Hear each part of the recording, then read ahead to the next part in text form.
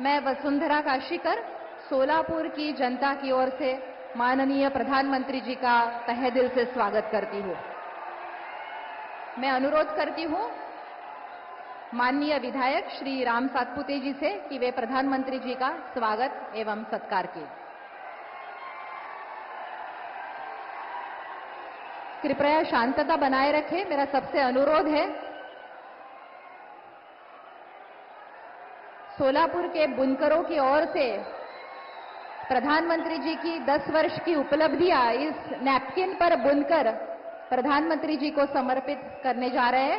इसके बाद अनुरोध करूंगी माननीय विधायक सचिन कल्याण शेट्टी, माननीय नरेंद्र काले, सौ रोहिणी तलवलकर और सौ ज्योति वाघमारे जी से कि वे प्रधानमंत्री जी का सम्मान करें। आप देख सकते हैं सोलापुर के बुनकरों ने बुनी हुई यह सोलापुरी चादर प्रधानमंत्री जी को हम समर्पित कर रहे हैं, जिस पर प्रधानमंत्री जी की छवि बुनकरों ने बुनी है।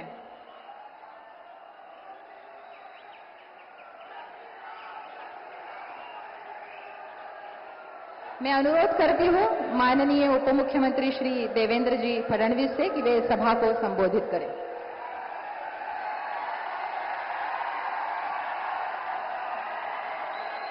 भारत माता की, भारत माता की, छत्रपति शिवाजी महाराज की, धर्मवीर छत्रपति संभाजी महाराज की जय श्री राम, जय जय श्री राम।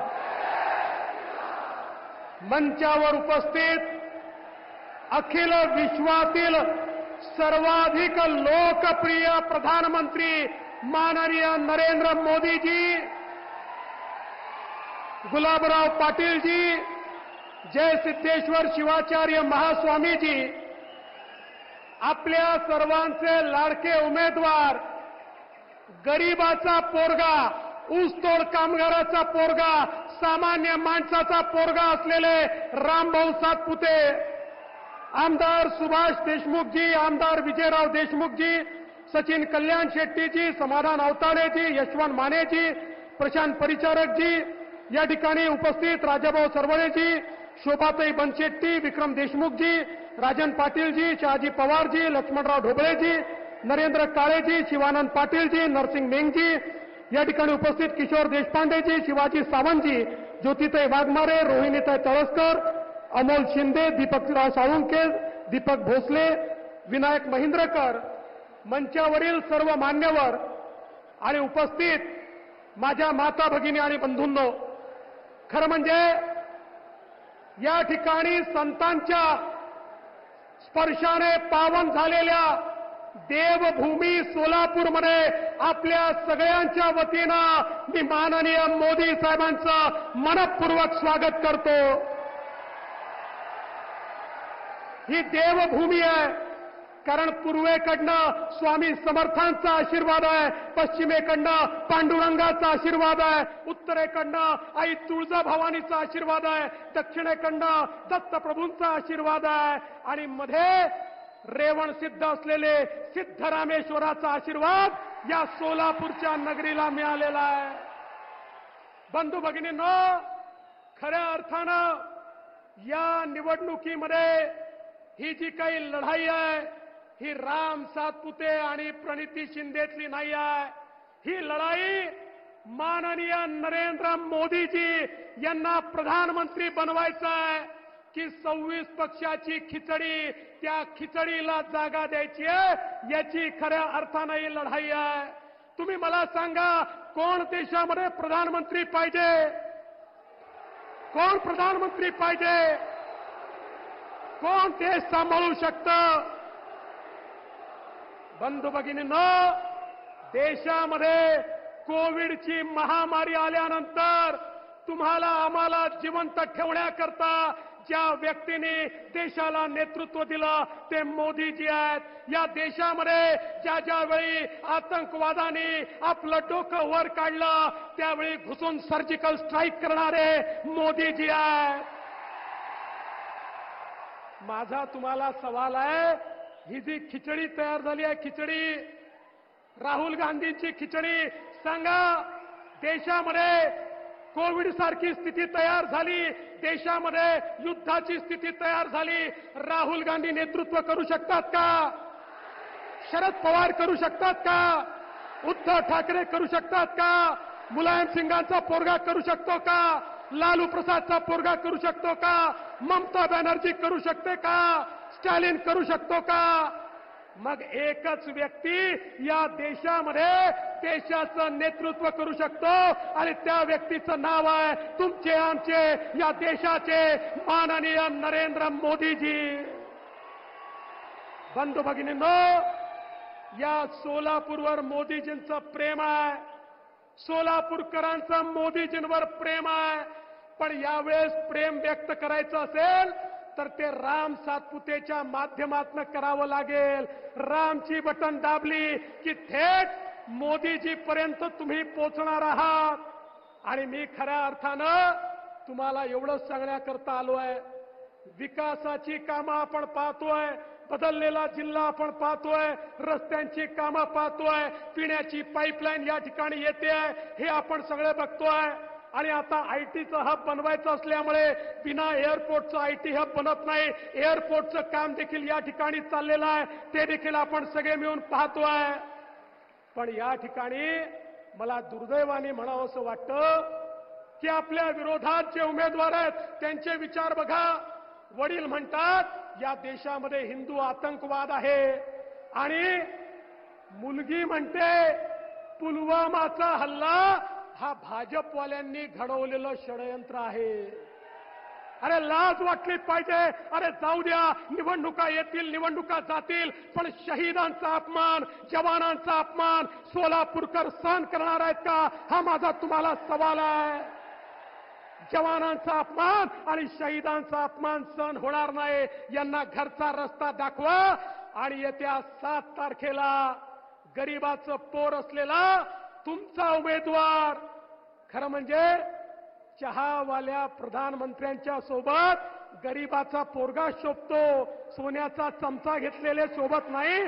त्यामुळे रामभाऊ सातपुतेंना या ठिकाणी निवडून द्या एवढीच विनंती करतो आणि माझं बोलणं संपवतो. धन्यवाद. जय हिंद, जय महाराष्ट्र. पंडित दीनदयाल जी उपाध्याय ने कहा था कि समाज के मैले कुचेले लोग ही हमारे नारायण है और उनकी सेवा करना ही हमारा धर्म है. 19 जनवरी को 15,000 मजदूरों को खुद के मकान सौंपकर आदरणीय प्रधानमंत्री जी ने दीनदयाल जी का सपना ही वास्तव में धरा पर साकार किया था. आज की तारीख में करोड़ों लोगों के जीवन में बुनियादी परिवर्तन लाने वाले और विकास की गंगा गरीबों के घर आंगन तक पहुंचाने वाले भारत के भगीरथ आदरणीय प्रधानमंत्री श्री नरेंद्र मोदी जी, आप देश के आश्वासन हो, आप देश की मां बहनों के लिए, सर्वहारा वर्ग के लिए आशा हो, उम्मीद हो. मैं अनुरोध करती हूं आदरणीय प्रधानमंत्री जी से कि वे हम सबका मार्गदर्शन करें.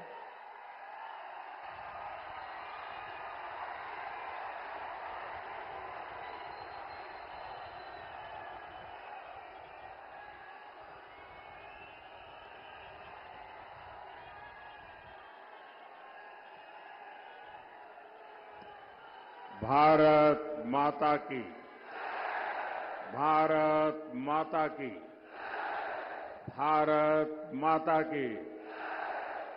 माझ्या प्रिय सोलापूरकरांना अतिशय मनापासून नमस्कार करतो. जय जय रामकृष्ण हरी. सोलापूरचे ग्रामदैवत श्री सिद्धेश्वराच्या चरणी मी नतमस्तक होतो. भगवान विठ्ठल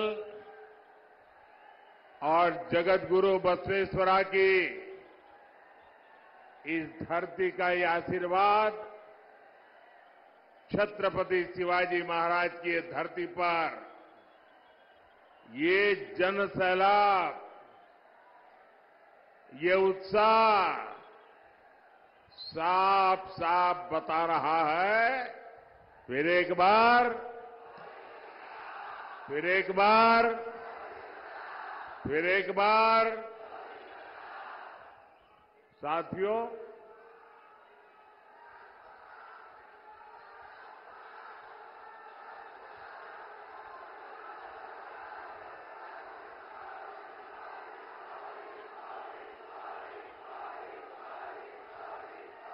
साथियों, ये सोलापुर का प्यार देखिए।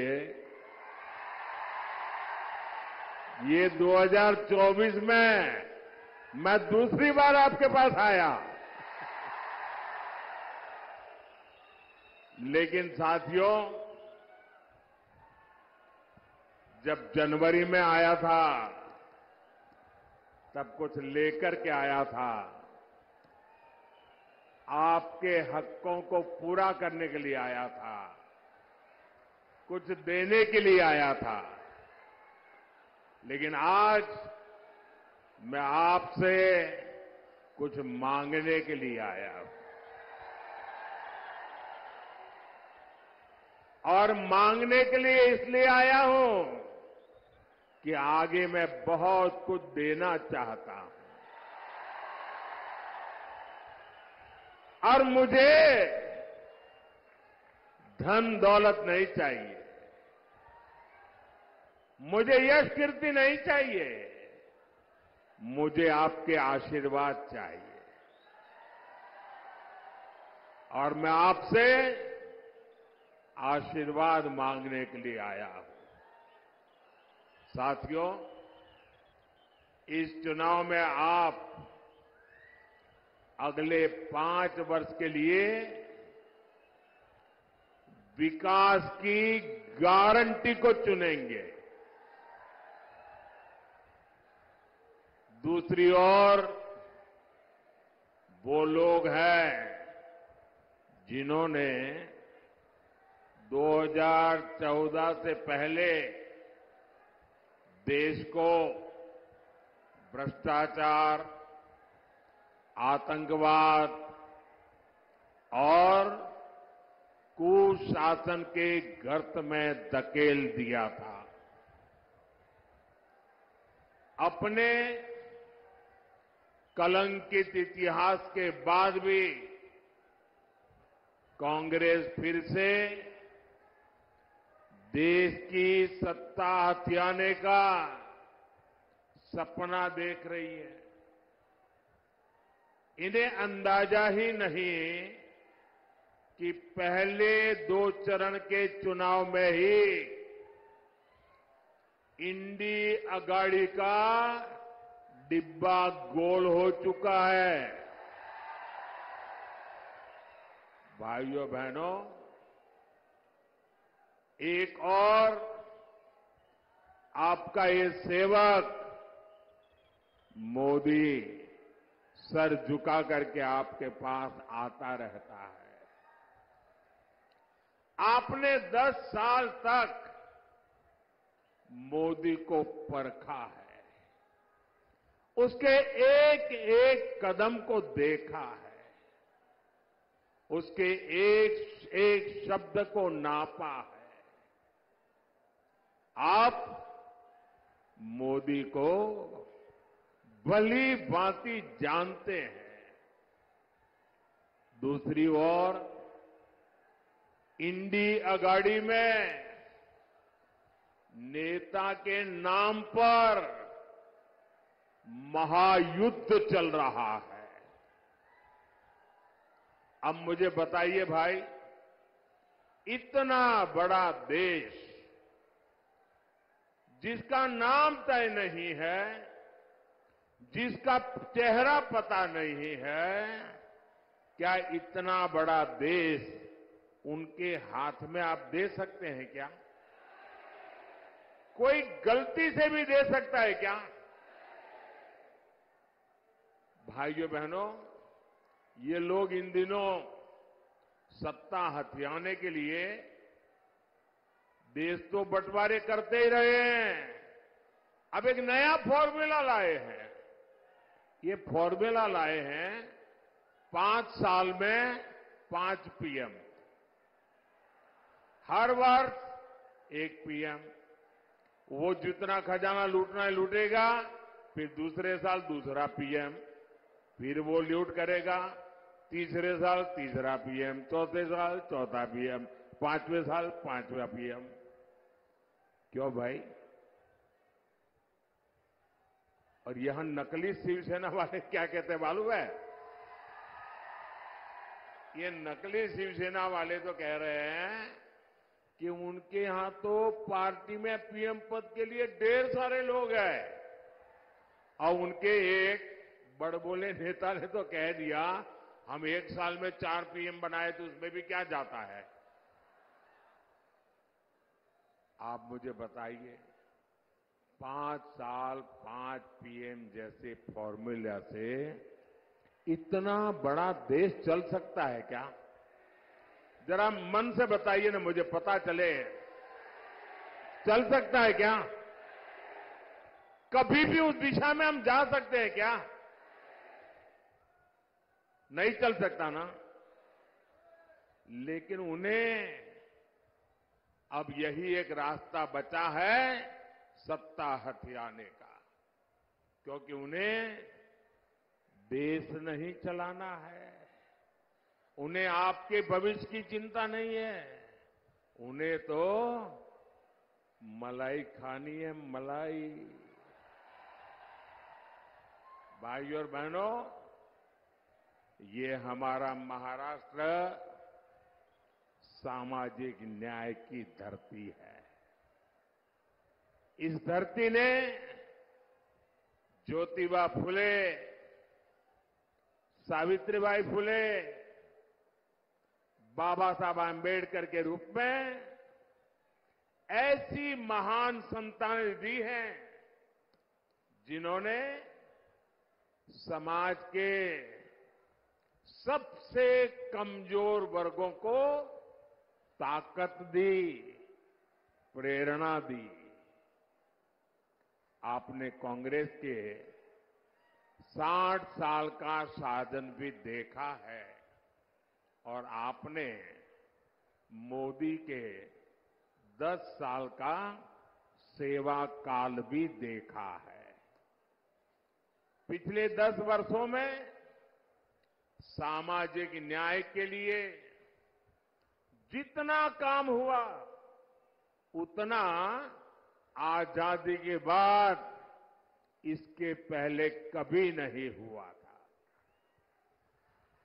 भाइयों और बहनों, कांग्रेस ने अपने 60 वर्षों में जो उनको सत्ता भोगने का अवसर मिला था, एससी, एसटी, ओबीसी वर्ग के हर हक को रोकने का निरंतर प्रयास किया।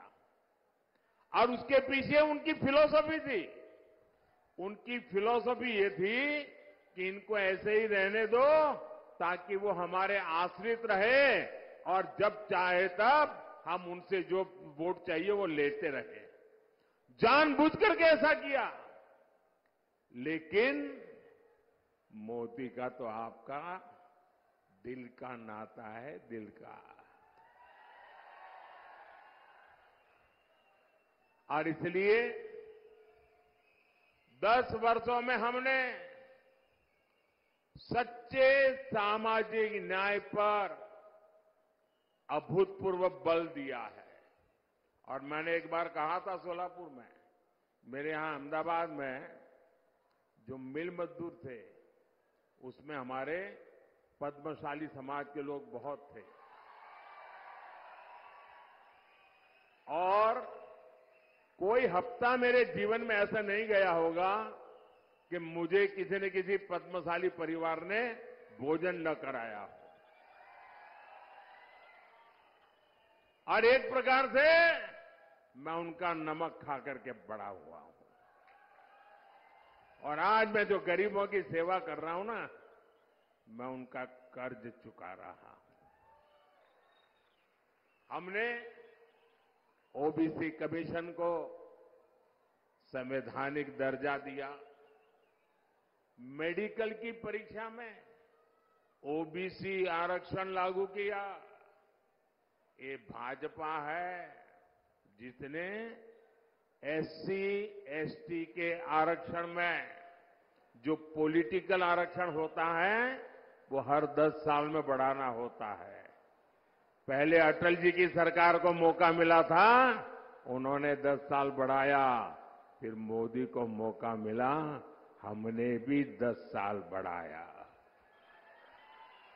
हमने किसी का भी हक छीने बिना न दलित का हक छीना, न आदिवासी का हक छीना, न ओबीसी का हक छीना, लेकिन सामाजिक न्याय के उत्तम व्यवहार को लेते हुए हमने जो सामान्य वर्ग के गरीब लोग हैं, उन सामान्य वर्ग के गरीब लोगों को न्याय देने के लिए 10% आरक्षण उनको भी दिया और देश में कोई आग नहीं लगी, पुतले नहीं जले। इतना ही नहीं, इस देश के सभी दलित नेताओं ने उसका भरपूर जोश स्वागत किया। हमारा सामाजिक न्याय का तरीका समाज में विभेद पैदा करने का नहीं है, समाज को जोड़ने का है। आज देखिए, मेडिकल की, इंजीनियरिंग की पढ़ाई में हमने एक बड़ा क्रांतिकारी निर्णय किया है। आज कुछ लोगों को वो जरा मजाक लगती होगी, लेकिन हमने तय किया है, मुझे अब गरीब मां का बेटा भी डॉक्टर बनाना है, गरीब मां की बेटी को भी डॉक्टर बनाना है, मुझे गरीब मां के संतानों को इंजीनियर, डॉक्टर, बड़ी बड़ी पदों पर ले जाना है। लेकिन क्या हर गरीब के नसीब में इंग्लिश मीडियम में पढ़ना संभव है क्या भाई? क्या हर बच्चा इंग्लिश मीडियम में पढ़ सकता है क्या? अगर वो मराठी मीडियम में पढ़ता है तो उसका गुनाह क्या है? ये ऐसे लोग सरकार चलाते थे। अगर आप मराठी मीडियम में पढ़ते हैं तो आपके लिए भविष्य के लिए ताले लगे जाते थे।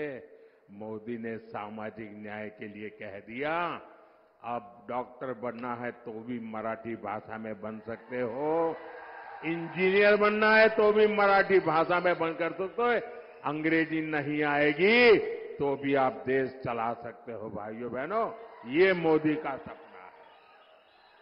साथियों,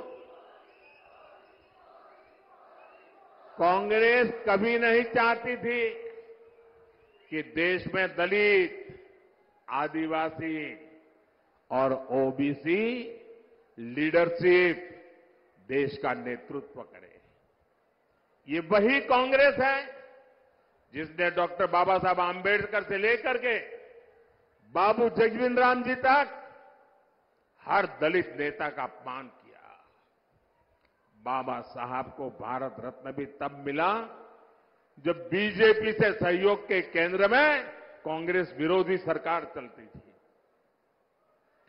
भाजपा का हमेशा प्रयास रहा है कि एससी, एसटी, ओबीसी को ज्यादा से ज्यादा प्रतिनिधित्व मिले। 2014 में आपने प्रचंड बहुमत दिया तो एनडीए ने दलित के बेटे को देश का राष्ट्रपति बनाया। 2019 में जब आपने फिर से एक बार हमें प्रचंड जनादेश दिया तो हमने देश के इतिहास में पहली बार एक आदिवासी बेटी को भारत के राष्ट्रपति के रूप में आज प्रस्तावित किया। भाइयों बहनों, मुझे गर्व है, आजादी के बाद पहली बार हुआ है। आजादी के बाद पहली बार ये दशक ऐसा आया है कि आज विधायकों की संख्या देख लीजिए, सांसदों की संख्या देख लीजिए, पूरे देश में एमएलए हो, एमएलसी हो, एमपी हो, लोकसभा हो, राज्यसभा हो, एससी, एसटी, ओबीसी सबसे ज्यादा भाजपा के चुन करके आते हैं। आज केंद्रीय मंत्रिमंडल में 60%, 60% इन्हीं वर्गों से आए हुए लोग केंद्र के मंत्री हैं और देश को नई ऊंचाई पर ले जा रहे हैं। आज कांग्रेस और इंडी अगाड़ी वाले ओबीसी प्रतिनिधित्व के नाम पर झूठ फैला रहे हैं। असल में इन लोगों की खुद की सच्चाई देश के सामने आ गई है और इससे ये बौखलाए हुए हैं, परेशानी हो रही है। आपने देखा होगा पूरे चुनाव में कि इंडी अगाड़ी के जितने लोग हैं उनके भाषण का मुद्दा क्या है? देश का कोई मुद्दा है? सिर्फ और सिर्फ मोदी को रोज नई गाली देना। पूरी डिक्शनरी उन्होंने खोल के रख दी है। नई नई गालियां रोज निकालते रहते हैं। अरे भाई कुछ देश के लिए तो बोलो। नहीं, उसके पास विजन नहीं जी। हमारे पास विजन भी है और ये जीवन भी है विजन के लिए खपाने के लिए। साथियों, दशकों तक कांग्रेस ने एससी, एसटी, ओबीसी के साथ जिस तरह से विश्वासघात किया, उससे ये सभी कांग्रेस और इंडी अगाड़ी से पूरी तरह छिटक चुके हैं। इस वजह से कांग्रेस और इंडी अगाड़ी वाले बुरी तरह बौखला गए हैं। इसलिए लोग लगातार झूठ फैला रहे हैं। संविधान बदल देंगे, आरक्षण खत्म कर देंगे। मैं पहले ही कह चुका हूं कि अगर आज खुद बाबा साहब आंबेडकर चाहे तो बाबा साहब आंबेडकर भी आरक्षण खत्म नहीं कर सकते हैं। मोदी का तो सवाल ही नहीं उठता है। और अगर हमारी सरकार की नीयत उसमें कहीं पर भी खोट होती, मेरा 5 साल का रिकॉर्ड देख लीजिए। 5 साल में भी 2019 से 2024 आज भी मोदी के पास जितने वोट चाहिए है, लेकिन ये रास्ता हमें मंजूर नहीं है। सैकड़ों सालों के साथ जिनको अन्याय हुआ, हमारे पूर्वजों ने पाप किए होंगे, मेरे लिए ये प्रायश्चित का अवसर है और इसलिए आरक्षण को जितनी ताकत मैं दे सकता हूं, मैं देने के लिए कमिटेड हूं। मैं आज देश से अधिक सीटें इसलिए मांग रहा हूं ताकि कांग्रेस और इंडी गाड़ी के लोग, जब दलित उनके हाथ से निकल गए, आदिवासी उनके हाथ से निकल गए, ओबीसी उनके हाथ से निकल गए, ये बहुत बड़ी मात्रा में विजयी होकर के बीजेपी के साथ आते हैं, तब उन्होंने तय किया है और प्रयोग भी शुरू कर दिया है, एससी, एसटी, ओबीसी के आरक्षण में लूट मारने का, और वो माइनॉरिटी को देना चाहते हैं। भाइयों बहनों, मुझे इसलिए ताकत चाहिए कि मैं कांग्रेस के आपके खिलाफ जो षड्यंत्र है उसको देश में कहीं पर भी करने न दो। कर्नाटका में उन्होंने खेल खेला है। आरक्षण का बहुत बड़ा हिस्सा माइनॉरिटी को देने का खेल खेला है। ये मैं होने नहीं दूंगा और इसलिए आपसे मैं आशीर्वाद मांगने आया हूं, मोदी को मजबूत करो। साथियों, कांग्रेस के 60 वर्षों के राज में देश में सबसे ज्यादा एससी, एसटी, ओबीसी परिवार ही, उन्हीं के सबसे ज्यादा हाल खराब रहे।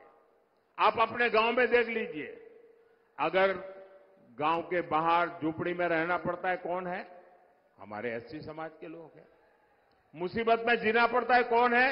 हमारे एसटी समाज के हैं। तकलीफों में जीना पड़ता है कौन है? हमारे ओबीसी समाज के लोग हैं। मोदी ने इन परिवारों को ही अपनी प्राथमिकता बनाया। 10 वर्षों में गरीब कल्याण की जितनी भी योजनाएं हमने बनाई, हमारी योजना सबके लिए है, बिना भेदभाव के हैं, समाज के हर वर्ग के लिए है। और स्वाभाविक है, जो लोग 50-60 साल से पिछड़े हुए थे, उनको उसका लाभ पहले मिल रहा है। और हम तो मानते हैं इस देश की संपत्ति का पहला अधिकार उन लोगों का है जो पंक्ति में आखिर में बैठे हुए। महात्मा गांधी भी यही कहते थे। मुफ्त राशन हो, मुफ्त इलाज हो, पक्के घर हो, शौचालय हो, बिजली हो, गैस हो, पानी हो, ये सब कुछ सबसे ज्यादा वंचित समाज को जरूरत थी। और वंचित समाज की वो आकांक्षाएं आजादी के इतने सालों के बाद आपका सेवक मोदी पूरी कर रहा है।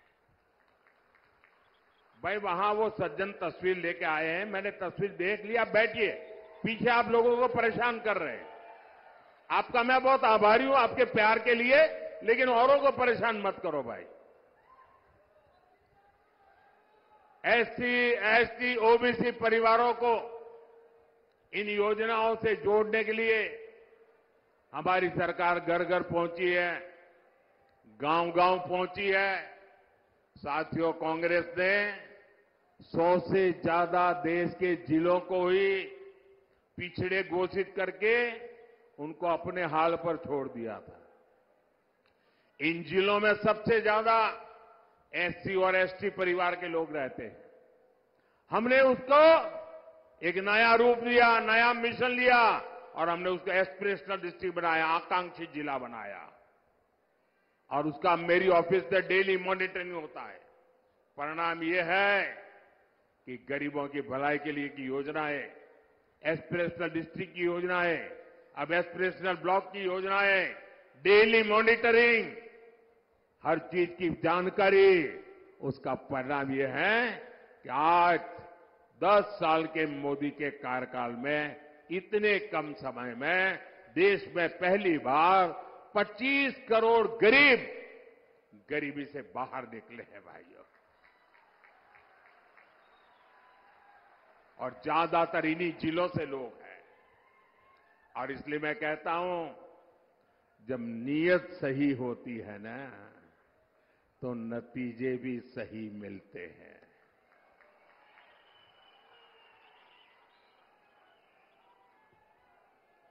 साथियों, भाजपा का सामाजिक न्याय का एक और उदाहरण वाइब्रेंट विलेज प्रोग्राम भी है। अगर मोदी की नजर कांग्रेस की तरह सिर्फ वोट बैंक पर होती, तो सीमा के जो गांव है, जिनको ये लोग आखिरी गांव कहते थे, मैं उनको सबसे पहले कहता हूं गांव। दुनिया के किसी को देश को एंट्री होना है ना, सूरज की पहली किरण भी वहीं आती है जी। और सूरज डूबता है तो आखिरी किरण भी वहीं से आती है। गांव के लिए वाइब्रेंट विलेज प्रोग्राम क्यों चलता है? वहां तो वोटर ही नहीं है, इन्हें वोटर है।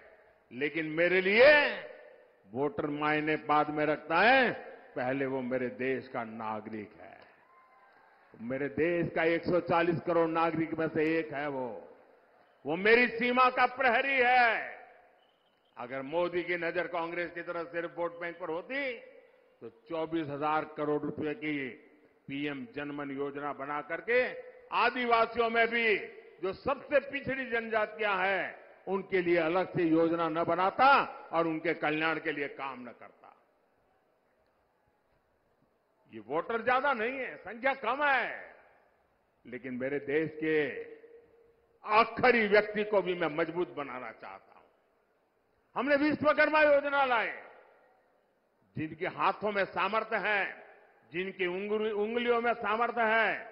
ऐसे देश में लाखों लोग हैं, ऐसे मेरे विश्वकर्मा साथी एससी समाज में है, एसटी समाज में है, ज्यादातर ओबीसी समाज है। 60 साल में कांग्रेस ने कभी पूछा नहीं। मोदी ने पहली बार इन साथियों के लिए 13,000 करोड़ रुपए की पीएम विश्वकर्मा योजना बनाई है। भाइयों और बहनों, गरीब कल्याण की इन योजनाओं का सबसे अधिक लाभ एससी, एसटी, ओबीसी परिवार की हमारी माताओं बहनों को हुआ है। शौचालय के अभाव में, सैनिटरी पैड्स के अभाव में ज्यादातर हमारी बेटियां स्कूल छोड़ देती थी। अब मोदी ने यह समस्या दूर कर दी है। बिना गारंटी के मुद्रा लोन पाने वाले 50% से ज्यादा लाभार्थी एससी, एसटी, ओबीसी है। इनमें से 70% लोन हमारी माताओं बहनों को मिला है। ये जो हमारी खादी है ना, खादी स्वतंत्रता आंदोलन की निशानी है। और तो मैं तो कहता हूं, आजादी के पहले लोग कहते थे और आजादी के बाद क्या, तो मैं तो एक वाक्य में कहता हूं, पहले khadi for nation, now khadi for fashion. Congress ने तो उस खादी को भी बर्बाद कर दिया था। खादी के काम में भी बड़ी संख्या में हमारे यही समाज के लोग हैं जो अति वंचित लोग हैं। मोदी ने खादी को फिर से जीवंत कर दिया। साथियों, कांग्रेस ने तो बाबा साहब के संविधान को जम्मू कश्मीर में लागू नहीं होने दिया था। आर्टिकल 370 बनाकर कांग्रेस ने देश के संविधान का अपमान किया था। एनडीए सरकार ने, मोदी ने 370 हटाई तो सामाजिक न्याय का अधिकार जम्मू कश्मीर में हमारे जो लोग हैं उनको मिला। पहली बार उनको एससी, एसटी, ओबीसी और महिलाओं को वहां अधिकार मिला है, उनको आरक्षण मिला है। भाइयों बहनों, ये है सामाजिक न्याय का मोदी का ट्रैक रिकॉर्ड। इसलिए पूरी इंडिया आघाड़ी बौखलाई हुई है। साथियों, सामाजिक न्याय का एक और तरीका आधुनिक इंफ्रास्ट्रक्चर का निर्माण भी है।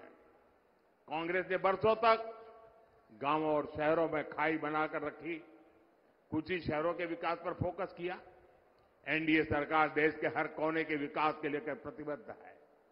एक क्षेत्र पंढरपुर यात्रा से जुड़े श्रद्धालुओं का तीर्थ है। यहां तो तुलजा भवानी ने छत्रपति शिवाजी महाराज को अपना आशीर्वाद दिया था। 10 साल में हमने पंढरपुर की रेलवे कनेक्टिविटी के लिए सैकड़ों करोड़ रुपए खर्च किए। पुणे फलटण रेल मार्ग जो 23 साल से अटका पड़ा था, हमने उसको पूरा कराया। हमने सोलापुर हैदराबाद, सोलापुर सांगली, सोलापुर बीजापुर ऐसे कई महामार्ग के काम शुरू किया। सोलापुर को तो महाराष्ट्र की पहली वंदे भारत ट्रेन भी मिली है। शक्तिपीठ महामार्ग से समुद्री महामार्ग जैसे हाईटेक सड़कों के काम भी हो रहे हैं। इन विकास कार्यों के कारण इस क्षेत्र में श्रद्धालुओं की संख्या में 4 गुना की बढ़ोतरी हुई है। अब हमारे वारकरी भाई बहनों के अलावा दूसरे राज्यों से भी बड़ी संख्या में श्रद्धालु आ रहे हैं। यहां युवाओं के लिए आस्था और पर्यटन से जुड़े नए अवसर बन रहे हैं। साथियों, आज महाराष्ट्र में एकनाथ शिंदे जी, देवेंद्र फडणवीस जी और अजित पवार जी की सरकार आपके लिए दिन रात मेहनत कर रही है। मेरा अनुरोध है, 7 मई को आप मेरे नौजवान साथी राम सतपुते जी को भारी संख्या में वोट दे। राम सतपुते जी सोलापुर के विकास के लिए एक मजबूत कड़ी बनकर के काम करेंगे। और जब आप कमल पे निशान पर बटन दबाओगे ना, तो आपका वोट सीधा सीधा मोदी को मिलेगा।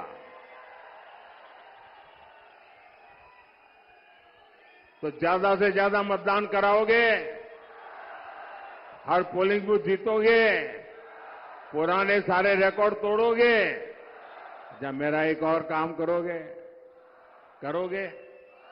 यहां से अपने परिचितों को जाकर के मिलना, उनके घर जाना, उनको कहिएगा कि मोदी जी सोलापुर आए थे, आपको प्रणाम भेजा है। मेरे प्रणाम पहुंचा देंगे। मेरे साथ बोलिए, भारत माता की, भारत माता की जय श्री राम, जय श्री राम।